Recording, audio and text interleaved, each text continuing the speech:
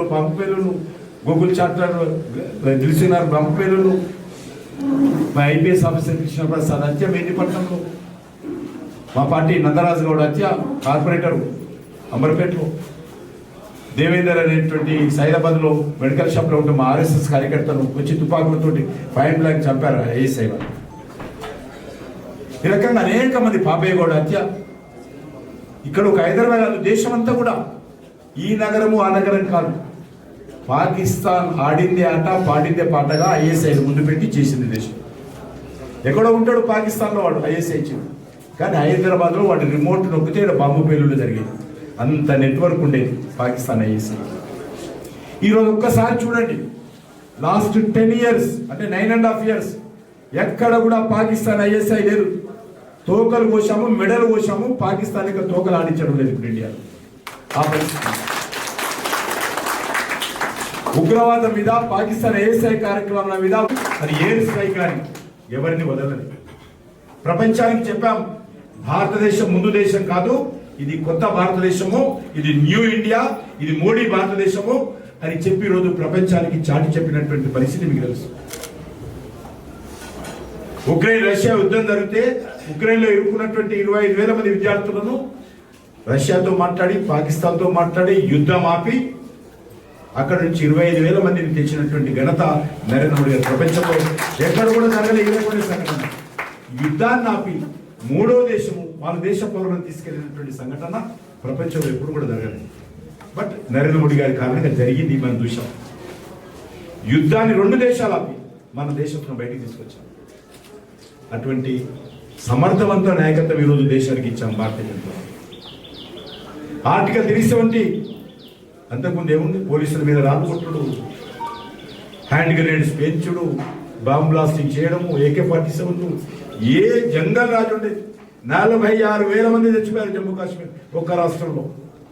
ఉగ్రవాదం కారణంగా, పాకిస్తాన్ కారణంగా 45,000 మంది సైనికులు కానీ సివిలియన్స్ కానీ చనిపోయారు కాంగ్రెస్ హయాంలో. ఈ యొక్క భారతదేశాన్ని డిస్టర్బ్ చేయాలి, ఆర్థికంగా దెబ్బతీయాలి, మత కళాలు పెంచాలి, ఈ యొక్క దేశాన్ని దెబ్బతీయాలని పాకిస్తాన్ ప్రయత్నం చేసింది. ఈరోజు పాకిస్తాన్ పరిస్థితి ఏంది? మన సంగతి తర్వాత, మా సంగతి మేము చూసుకుంటాం. తినడానికి తిండి లేదు ఈరోజు పాకిస్తాన్లో. రొట్టె ముక్క కోసం కొట్టుగా చేస్తున్నారు పాకిస్తాన్లో. చైనా మన మీద కోపంతో చైనా ఒక్కటే సహకారం అందిస్తుంది. అమెరికా, జర్మన్, జపాన్ అంతా కూడా అంతకుముందు సహకారం అందించేవాళ్ళు. మోడీ గారు వచ్చిన తర్వాత అదంతా పర్సువేట్ చేసి, మీరు వాళ్ళకి డబ్బులు ఇస్తున్నారు, మీరు వాళ్ళకి ఆయుధాలు ఇస్తున్నారు, వాడేమో నా దగ్గర వచ్చి ఉగ్రవాదాన్ని పెంచుతున్నాడు, నా జమ్మూ కాశ్మీర్ ఇబ్బంది పెడుతున్నాడు అని చెప్పి ఒప్పించి సాక్ష్యాలతో సహా ముందు పెట్టి ఈరోజు పాకిస్తాన్ ఏకాకి చేసిన కారణంగా ఈరోజు ఏ దేశం కూడా పాకిస్తాన్ సహాయం అందించడం లేదు. ఇటీవల మీరు చూశారో, ఒక్కొక్క ఉగ్రవాది పాకిస్తాన్లో ఉన్నటువంటి వాడు ఎవడు చంపుతుండో తెలియదు, ఒకడోడు చచ్చిపోతున్నాడు. మీరు చూశారో టీవీలలో. 2G స్పెక్ట్రమ్ కుంభకోణం, తమిళనాడు DMK కాంగ్రెస్ మిత్రపక్షం, ఆమె జైలుకి వెళ్ళి కనిమొలి రాజా వాళ్ళందరూ జైలుకి వెళ్ళారు. కాబట్టి ఎవరు మంత్రులు? వీళ్ళందరూ కాంగ్రెస్ హయాంలో మంత్రులుగా ఉన్నటువంటి వాళ్ళు కాంగ్రెస్ ప్రభుత్వం ఉన్నప్పుడే సుప్రీంకోర్టు జోక్యం చేసుకున్న కారణంగా, కాగ్ చెప్పిన రిపోర్ట్ కారణంగా వాళ్ళే జైలుకి వెళ్ళారు.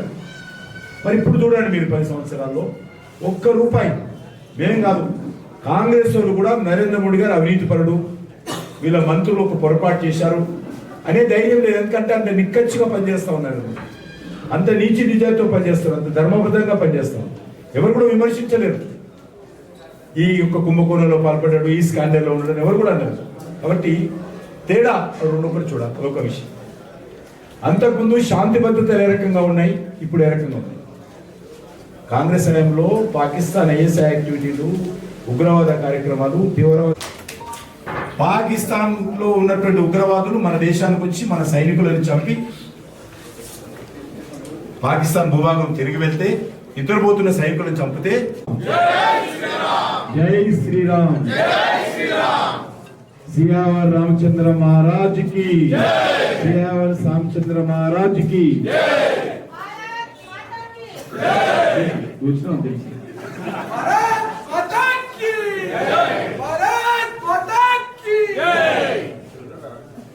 అందరికీ నమస్కారం. ఈ యొక్క కార్యక్రమంలో